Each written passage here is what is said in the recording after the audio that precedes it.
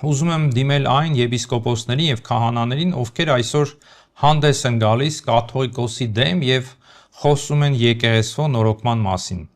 Եթե դուք իրոք հավատում եք, որ եկեղեցին հիվանդ է, սկսեք ոչ թե գահից, այլ խորանից,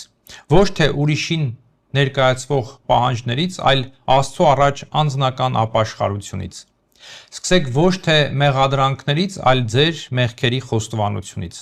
Եթե դուք իսկապես բարենորոգում եք ցանկանում, ապա բոլոր հովիվների հետ միասին կանգնեք Աստծո առաջ և ասեք. մենք կորցրել ենք առաջին սերը, մենք կորցրել ենք մարդկանց, մենք չպահպանեցինք Տիրոջ մեզ վստահված հոտը, մենք թույլ տվեցինք, որ հավատքը դառնա խորհրդանիշ, մենք թույլ տվեցինք, որ ազգային արժեքները և քաղաքականությունը դուրս մղի մեր Տիրոջը Քրիստոսին։ Ներիր մեզ Տեր Աստված։